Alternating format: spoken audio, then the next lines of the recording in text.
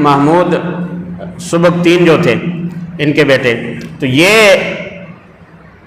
ایک درس میں گئے تو وہاں پر جو شیخ درس دے رہا تھا، اکثر ان کے درس میں جاتے تھے، تو جب شیخ نے درس شروع کیا تو وہ پھر نام لیتے، یا محمود، ایک بار نام لیا، دوبارہ نام لیا، تو اس پر اس محمود نے پیغام بھیجا اپنے غلام کو بھیج کر کہ جا کر خطیب صاحب سے کہیں کہ میرا نام نہ لیں، یہ نام بار بار میرا نہ لیں، کیونکہ اس میں میرا دل سخت ہو رہا ہے، میرے اندر گھٹن پیدا ہو رہی ہے، جب آپ میرا نام لیتے ہیں تو تنگی پیدا ہوتی ہے۔ تو شیخ نے کہا کہ فلاں شخص بھی تو آپ کا نام لے کر آپ کو مخاطب کرتا تھا،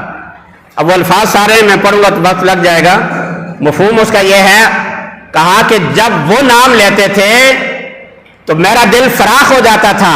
میرے رونٹے کھڑے ہو جاتے تھے، اور جسم کے اندر ایک کیفیت پیدا ہوتی تھی، جذبہ پیدا ہوتا تھا، ایک شوق اور ولولہ پیدا ہوتا تھا، اور میں کہتا تھا کہ ابھی میں اٹھوں اور فلاں ملک کو فتح کر دوں، ابھی اٹھوں فلاں ملک کو فتح کر دوں، تو میرے اندر فراخی آتی تھی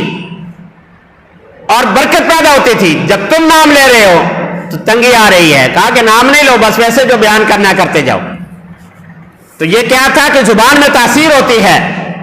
کہ جب وہ پہلے نام لیتے تھے، جو شیخ عبد القادر جیلانی رحمۃ اللہ علیہ کے تربیت یافتہ تھے،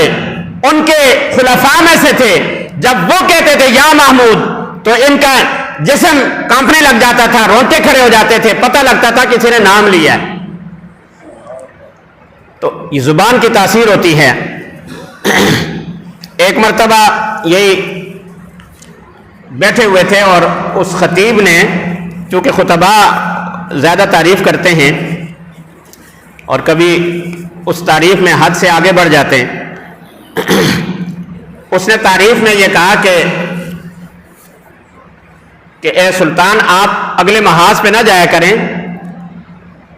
کہ آپ کی موت سے عالم کی موت ہے، کہ آپ اگر شہید ہو گئے تو سارے لوگوں کے لیے پریشانی کا باعث ہوگی، تو آپ پیچھے رہا کریں، آگے جو ہے وہ دوسرے لوگوں کو بھیجیں، آپ کے بڑے فوجی ہیں، پورا لشکر ہے، تو محاذ میں آگے آگے آپ نہ ہوا کریں۔